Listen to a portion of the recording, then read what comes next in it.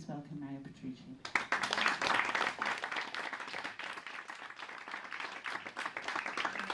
Very much my honour, I have to say. And thank you to Maggie, because one of the things that first attracted me to the poetry scene in the mid-80s was the fact that if a decent poet stood up, other poets gathered around them. And you've proved that's still true. Might even turn me back into a decent poet. I have a confession. I used to be a physics teacher. Yes, just up the road here. And behind me in the lab I had a chart. And at the top of the chart, the biggest thing in the universe is the universe. And the smallest thing, the quark. And it had all the stages in between, orders of magnitude. And right in the middle at 1 metre, what's right in the middle at 1 metre about? Especially if you're Southern Italian. Humankind. We were the fulcrum. And I wondered if I could do a similar chart using words for ecology. And the joule, millions of joules, terajoules, gigajoules, we don't really know what these things mean, they're hard to comprehend. So this is a verbal wall chart for energy for climate change. Orders of magnitude. 100,000 trillion joules to turn an ice cap into mush. 100,000 billion joules to erase a major eastern city. 100,000 million joules to run a car to death. 100 million of the same for fire brigades to reach the kitten. 10 million just to keep December from cold feet. 100,000 joules for a mug of tea. 100 joules for a second's worth of war and peace.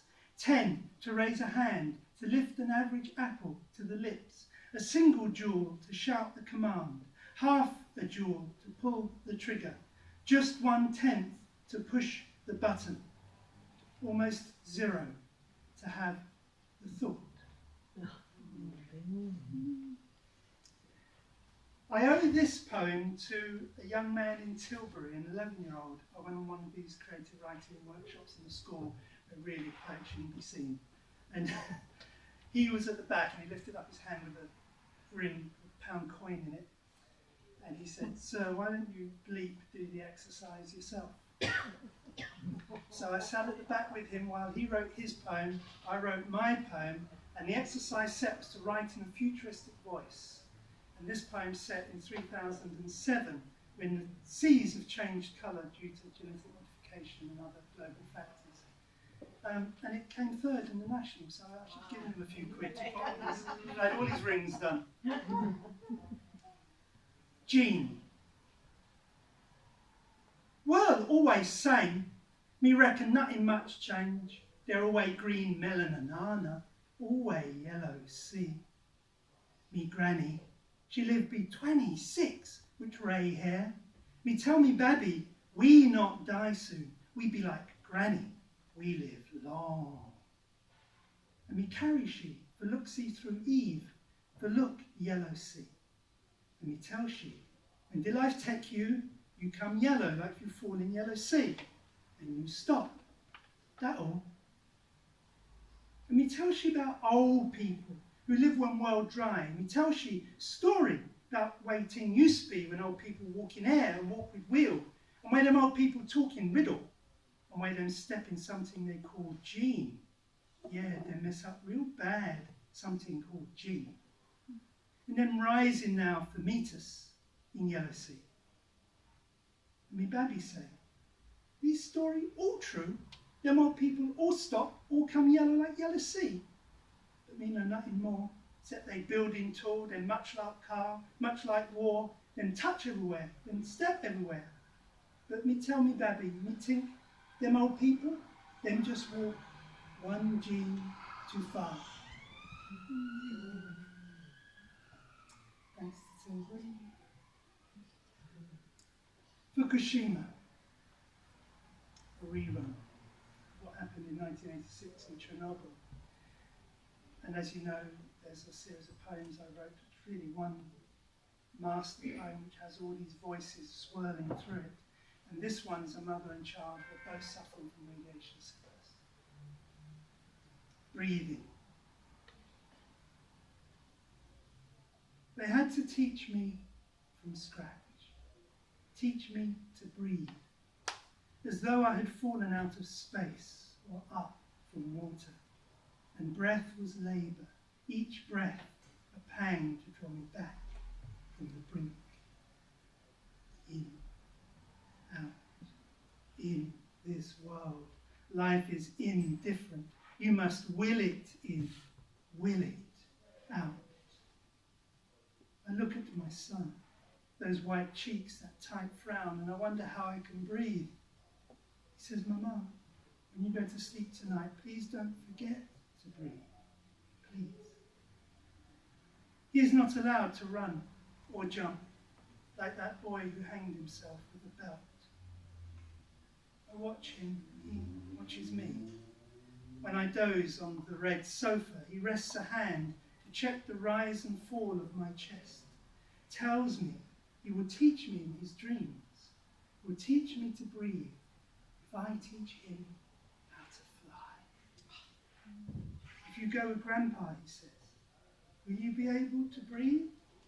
He says this, and his cheeks run wet and he runs short of breath, so we sit once again to teach each other how, deep and slow. We are flying, I tell him. We are breathing, he replies.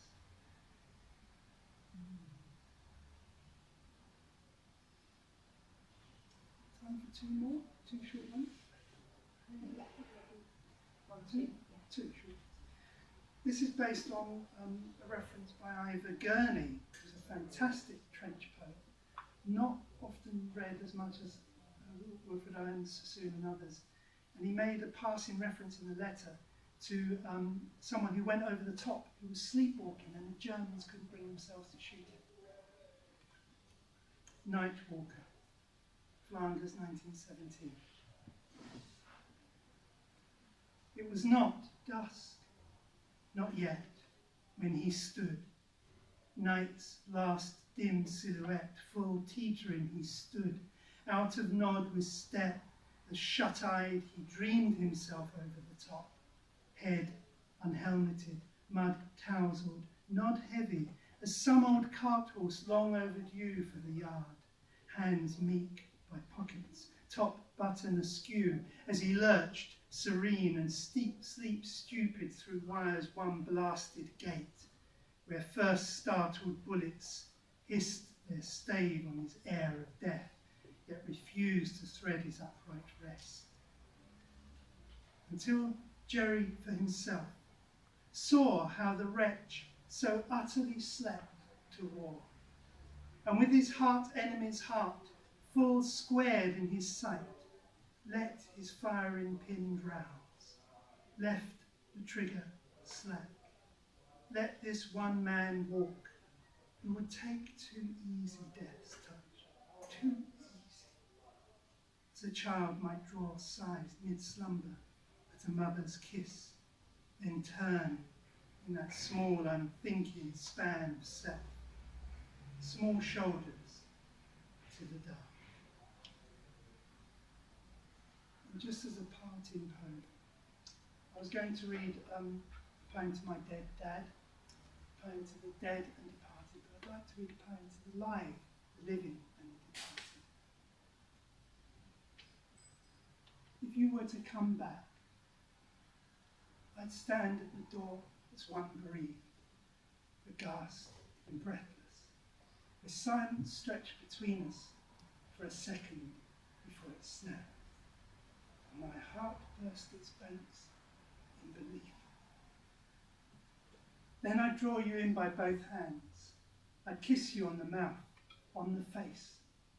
I'd kiss you more than you would want, until you'd have to draw back, breathless, as one wounded, to try to speak, to tell me why it was you came.